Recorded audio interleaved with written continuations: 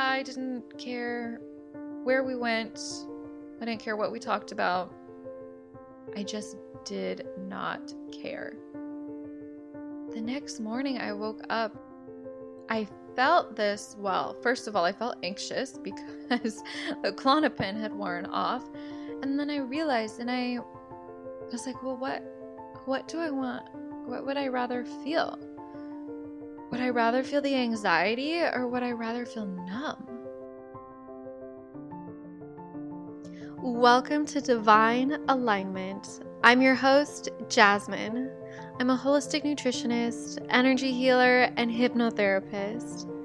I help you awaken your inner healer through holistic health and nutrition, along with expanding your consciousness.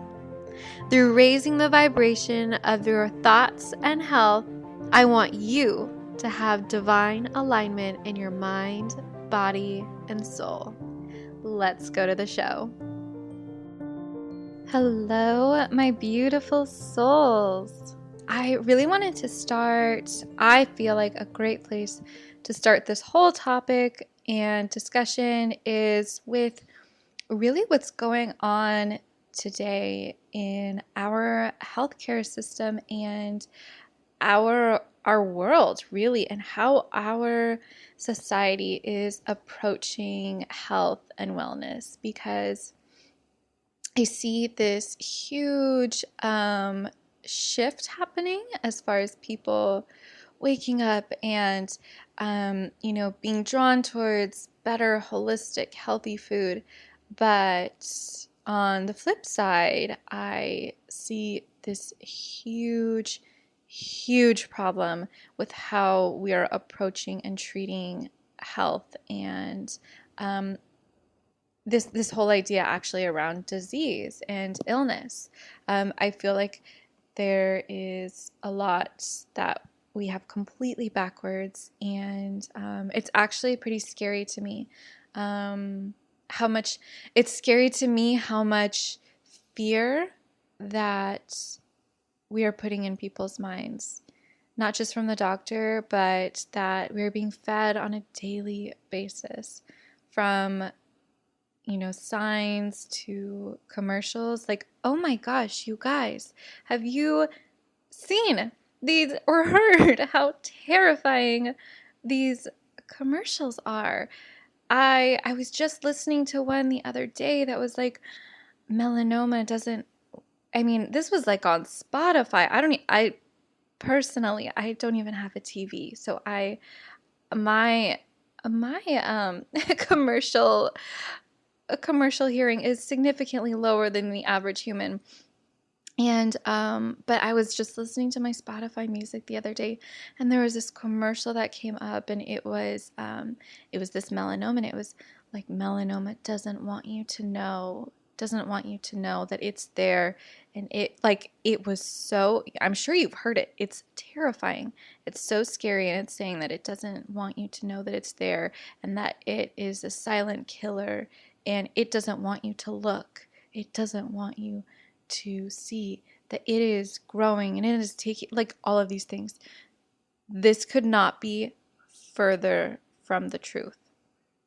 And so what I really want to talk to you guys about today is this idea that really disease and illness and anything that you are experiencing in your body that you don't like, that doesn't make you feel good, these are just signs.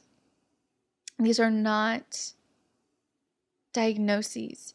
I really truly believe that receiving a diagnosis is one of the worst things we can do for a person. Labeling someone as depressed, or as clinically depressed, or as someone with cancer, or someone with diabetes. I know that this is a common thing that we do in our society, is to label diseases and to label states of illness. And what I'm proposing is that this is backwards. This is not the approach that we need to be taking towards health and healing and medicine. Because really, disease is, if you separate, I'm sure you've heard, if you separate it, it's dis-ease. It really is just a state of not being at ease. And so just right there, do you see and feel how the charge is just taken down? All of a sudden, it doesn't feel so scary. All of a sudden, it seems like, oh, this is something that I can figure out, that I could heal from. And I think that's how we need to approach illness and approach our health, and how our healthcare system really needs to be viewing illness and disease is a state of dis-ease, a state of the body is trying to tell us something. And so when we flip it to, well, what is the body trying to tell us? Then we can become curious. Then it becomes a dialogue with our body. You know, I see so often, and I say this because this was for over 20 years, this was my story. I went to doctor after doctor after doctor, and I was really giving my power away. It was as if I would show up to the doctor and I would just say, these are all my symptoms. Tell me what's wrong with me. What do I do? What's wrong with me? Why did I get this? And I was really giving them my power. And I see this happen so often with my clients that I see is that they're just at a loss. They don't understand why doctor after doctor after doctor hasn't been able to help them. And that's typically the type of people that I see, is the people who have been to all of these doctors and they're like, there's something missing here. This doesn't add up. This doesn't make sense. And I'm ready to take control of my health. I'm ready to figure it out myself. I'm ready to heal myself. And just saying that, I mean, I feel the change in that energy, and I hope you do too, because when we take back our power and we start asking the right questions, then we're actually led to the answers and to the healing. And I know it sounds simple and it sounds easy, and it actually is very simple. The process may not, there's a process to everything, and it can be simple and it can be not simple. But regardless, when we begin to ask the right questions and we begin to figure out how we can heal ourselves, we actually are able to get to the root cause of the problem. And we actually are able to create lasting healing, lasting change, and truly heal ourselves and truly heal our body. So, our typical, what happens today is we don't feel well, so an example that I see with a lot of my clients, and that I experienced a lot in the past, was anxiety.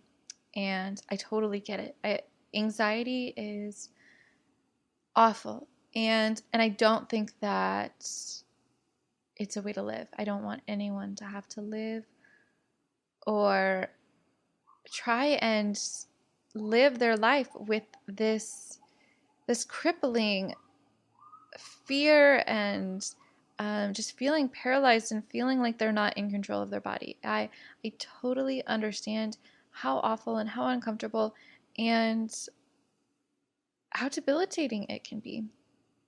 And I'll never forget, gosh, it was probably like 8 years ago now. I actually got a prescription medication for my anxiety, which if you know me now, you know that I would never, I'm very anti prescription medications just because, I think that there is, that there can be a time and a place for them. But at large, I believe that our body is innately programmed and wired to heal itself. And so if the medication is the step in your healing to get your symptoms under control, then I see that as okay. And I just disclaimer here, I'm not telling anyone to get off their medications, to stop taking them, to take them.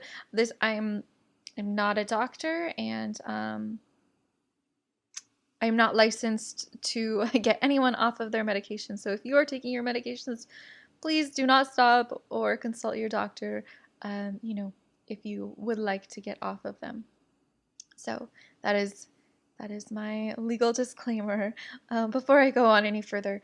But so for me, I did get Klonopin, and I think there's a few anxiety medications now.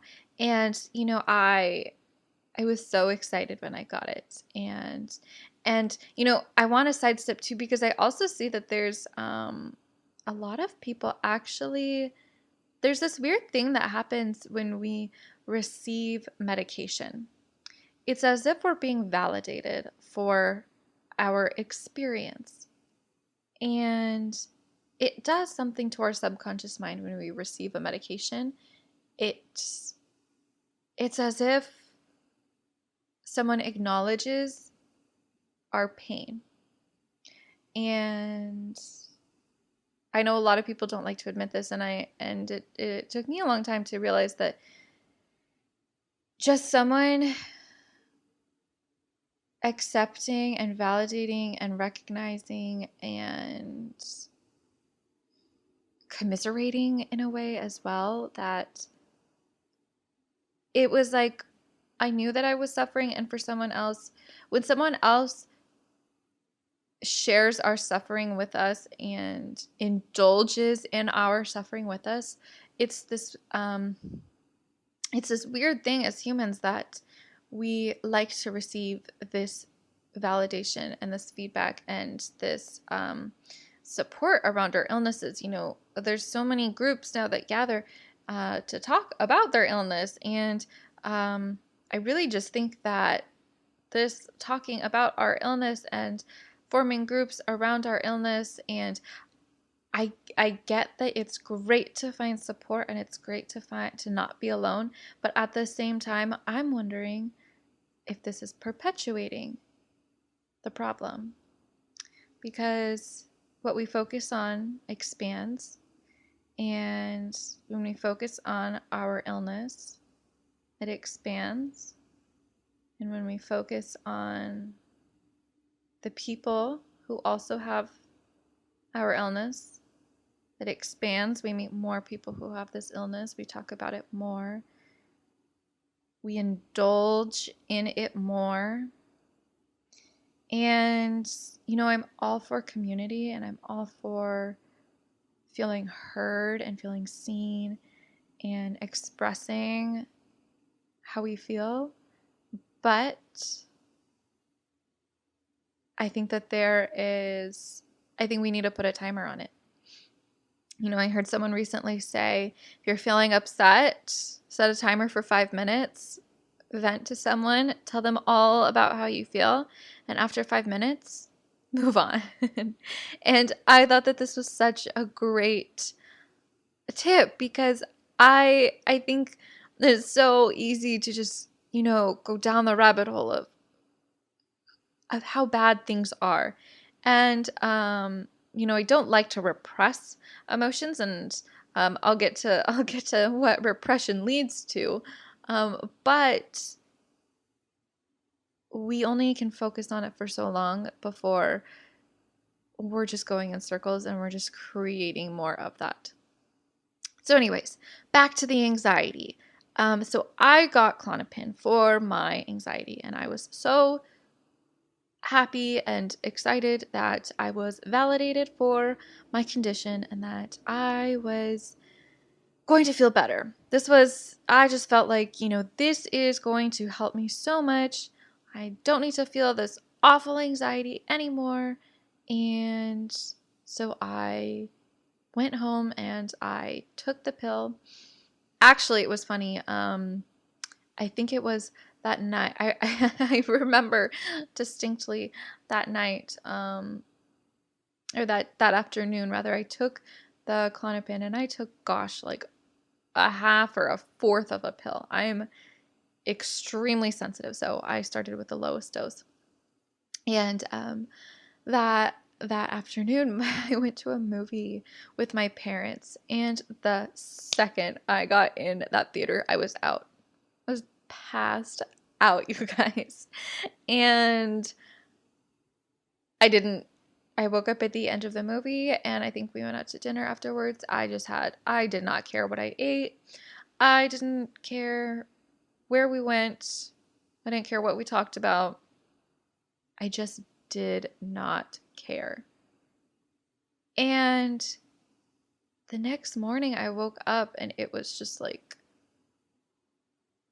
I felt this, well, first of all, I felt anxious because the Klonopin had worn off. And then I realized, and I was like, well, what do I want? What would I rather feel? Would I rather feel the anxiety or would I rather feel numb? And that's really what the Klonopin did to me. Is it it was like it turned off the lights in my body, and not just because I went to sleep, but it was like the lights were turned off in my spirit, in my soul, in my purpose, in my drive, in who I was, in my being. And I knew that wasn't the way that I wanted to live my life. I knew that wasn't the way that I was going to get to where I wanted to be, was with the lights turned off and not caring and feeling numb. And so I say this because I know that so many others are struggling with anxiety. And I totally get that sometimes a little bit of lavender oil doesn't take it away. I get it. And I also understand that when you are really struggling, that sometimes turning the lights off may be better. But what I am proposing is that the anxiety is there for a reason, and that it's trying to tell you something. And so when you're in the middle of feeling heightened anxiety or an anxiety attack, I don't think that this is the time to be asking those questions that I've been telling you about. When we ask the right questions, we get the right answers. But when you are in a state where you can tune in, I personally I meditate every morning and every evening, and I've seen such profound impact from it in my life, and I just highly recommend it to everyone because I think it is so important. And so, I think that it's great to, before we go to bed, ask these questions. That's when our subconscious mind is going to be wide open. And so when we ask questions like, what does it look like for me to feel calm, relaxed, excited, at peace, whatever the opposite of anxiety is for you, rather than forming it in a why do I have anxiety? When we ask those types of questions, it just grows bigger. So I like to say, like, how do I feel at peace, at ease? And when we do that, we actually receive answers. We'll be guided, and don't be surprised if the next day you see an ad for a healer, or you see a sign for a CBD tincture, or something like that. I'm not saying that these are the only two ways to heal from anxiety, but I'm saying that your unique situation can be addressed. And yes, so I want to also just go back to why in our traditional society, we go to our doctor and we get a pill for an ill, and this is supposed to call it good. And these medications, well, they temporarily help. So like the Klonopin temporarily helped my anxiety. Later on down the line, we see bigger manifestations happen. And so this is when we see things like cancer or dementia or Alzheimer's. These diseases don't form overnight. And I really truly believe that if we're to, first of all, take care of our body now, and second of all, look at the signs. Look at your body as with curiosity, and turn down the fear so that we can just get curious to see, what is this pain in my foot? What is this anxiety I'm experiencing? What is this cancer trying to tell me? What is this eczema trying to tell me? What is this pain in my back, in my neck, in my stomach, in my chest, in my throat? What is it trying to tell me? And when we start looking at it from a place of curiosity, we start to see how our body is so wise, you guys.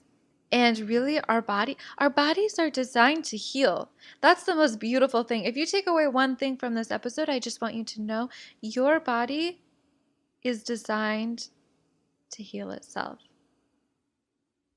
We were given the smartest, most intelligent, most incredible bodies. I mean, if you just look at how a body is created and all of the functions that go on in your cells and in all the processes and everything that go on every single second of every single day, it's mind-blowing. It's beyond our wildest imagination. And I know the science is studying this every day, and I don't think that we can really even fully comprehend all of the things that our bodies do for us on a daily basis, all of the ways that our bodies are adapting. And when we can harness this power, then we see truly that anything is possible of being healed. So, how does disease form then, really? And this is my passion and my work is, well, where does it come from? And so I really want to shift and open up this conversation to how this little seed of disease, of dis-ease, is planted in our body at a very young age or through our life experiences. And then when we pair this weakening, so what happens is our past and experiences that we go through, they weaken a part of our body.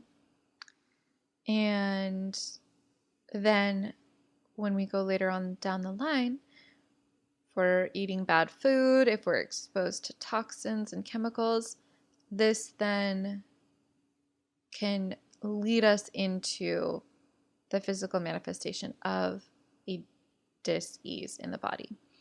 And so I personally am of the belief that while I definitely believe that bad food, heavy metals, toxins, pesticides, um, 5G, Wi-Fi, all of these things, they're not good for our health, and they can definitely lead to disease. I also believe that it really is our past experiences and our emotions that set the stage and that weaken a certain organ or a certain body part. And if we look at Chinese medicine, oh my goodness, you guys, it is truly fascinating that, I mean, I'll just share a few of them. So, for instance, if you're experiencing things with your liver, our liver has to do with anger and resentment and frustration and bitterness and irritability. And if you're experiencing problems with your kidneys have to deal with fear and feeling insecure or isolated. If you're experiencing heart troubles, that's a lack of enthusiasm or despair or depression. If you're experiencing things with your lungs, that has to do with grief and sadness and feeling detached. And if you're experiencing troubles with your spleen, that has to do with worry and dwelling and excessive mental work. And so we see how these different emotions go into different organs in the body. And if our body cannot process these emotions, similar to how we process food, we digest food, we also need to digest our emotions and experiences. And just like if we are not able to digest our food properly, we get an upset stomach. We get gas, bloating, indigestion, heartburn, whatever it is for you. If we don't digest our emotions, they can become pains. They can become diseases. They can become cancer. They can become all of these manifestations of undigested emotions. And I think that is probably a whole episode in and of itself, is digesting emotions and how this all works. But for now, I just really wanted to open this door that we are not our disease, and that disease is really just a dis-ease and a sign from the body. And so actually I want to back up there, because I also just said we are not our disease. So at the very beginning, I alluded to this idea that so often doctors tell us you have cancer, you have anxiety, you are depressed, you have lupus, you have Crohn's. And when we take on this disease, we get to keep it. If you own it and you claim it, my friend, you get to keep it. And I see so often, and it truly is so difficult for me to see and hear when people claim their diseases. And, especially this whole, I've seen a lot of people calling themselves like autoimmune warriors, and I think that one might be, I see that that's a little bit more empowering because they're a warrior, but saying that I have, and you guys, like, this is not coming from a pedestal. I for so long said I have autoimmune conditions. I have IBS. I am anxious. I am depressed. This was my life. So I get it. And we're not taught another way. Our doctors when we go to the doctor and they give us a diagnosis or they give us a prescription for our condition, this is not the typical way to do things. But what I'm telling you is that if you can detach from this quote diagnosis or condition, then you can find healing. When we can detach from the diagnosis, we no longer own it. And instead, we can look into owning something else, like health, like healing, well-being, peace, presence, love, things that we want to own, things that we want to embody. And I just think that trying to heal when we own and claim our diagnosis is so much harder. It's like telling it's like you have the foot on the gas pedal trying to heal, but also the foot on the brakes saying that you have, but I have this condition. I have this disorder. I have this illness, this disease, whatever it is, this pain, and it's gonna be a push-pull, and it oftentimes will just keep you stuck in the middle because it's hard to move forward when you're being pulled back.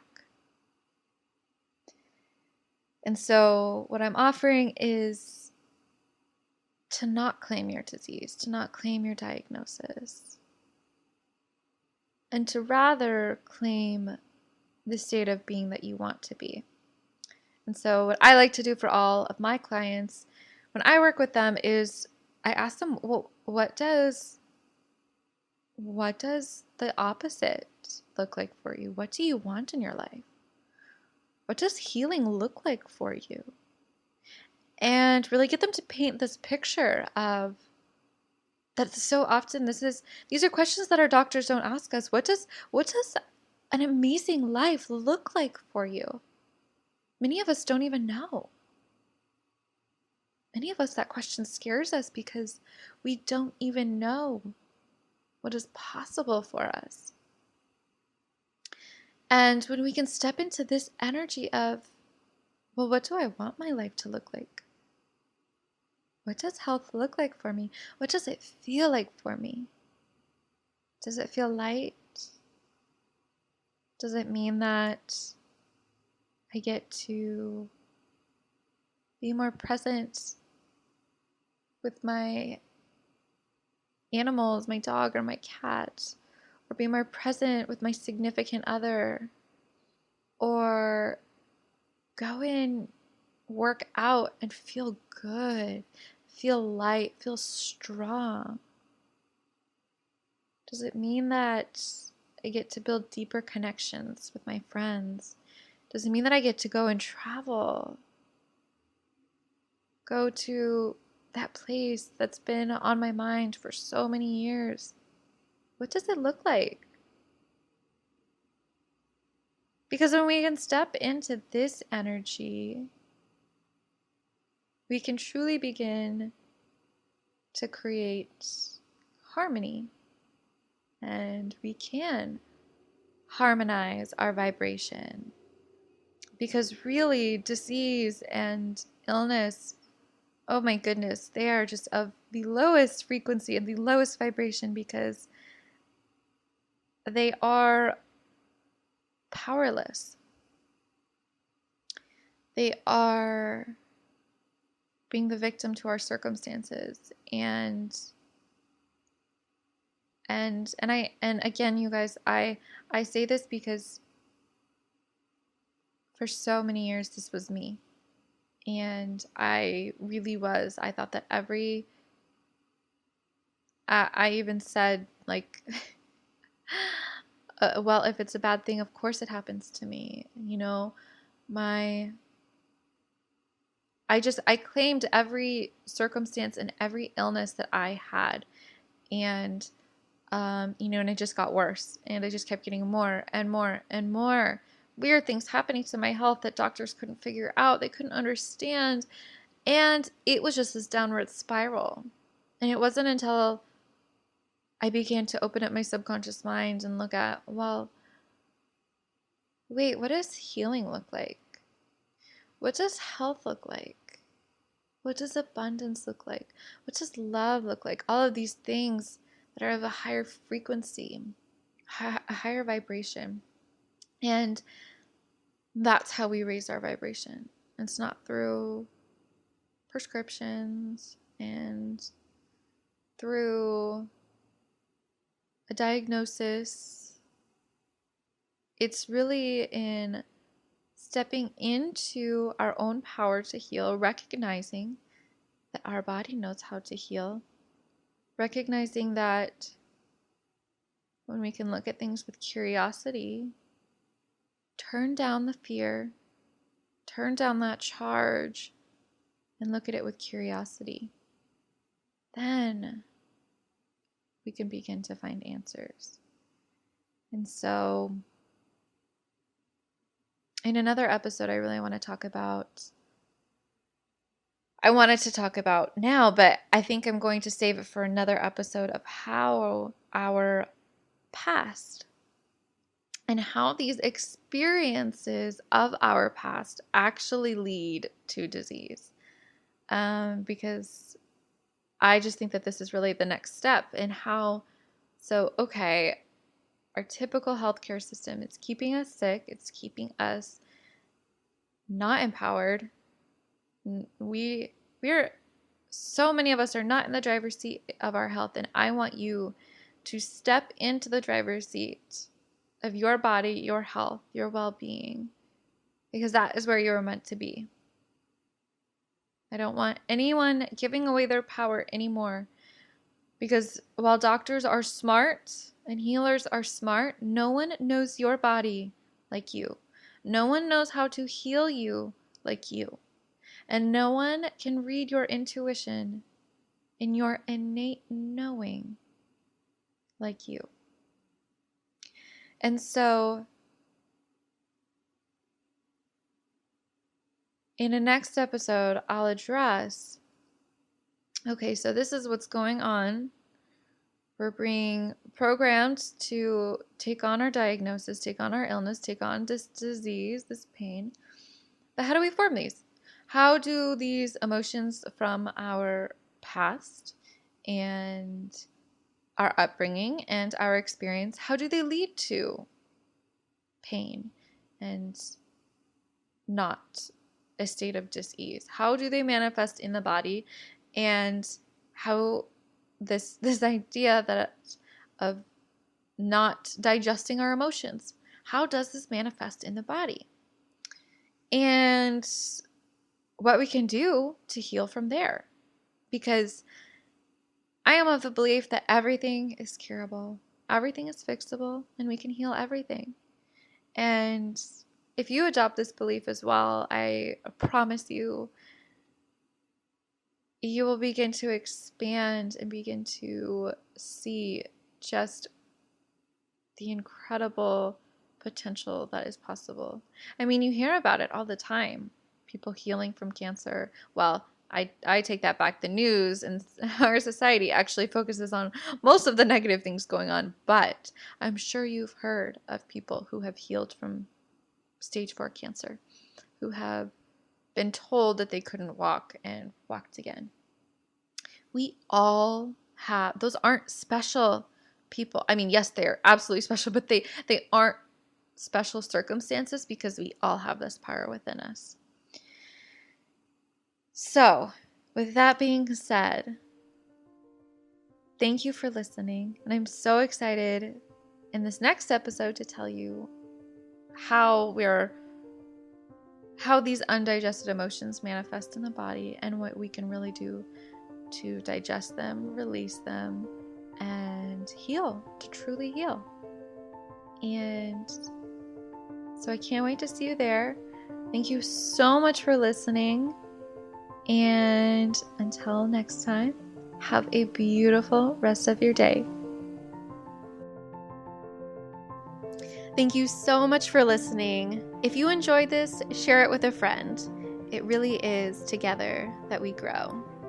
Also, please head on over to iTunes or your favorite podcast app and leave me a review. I would be so grateful. And lastly, take a screenshot, let me know you're listening, and tag me on Instagram stories at I am Jasmine Elise. And until next time, I'm sending you infinite love and light.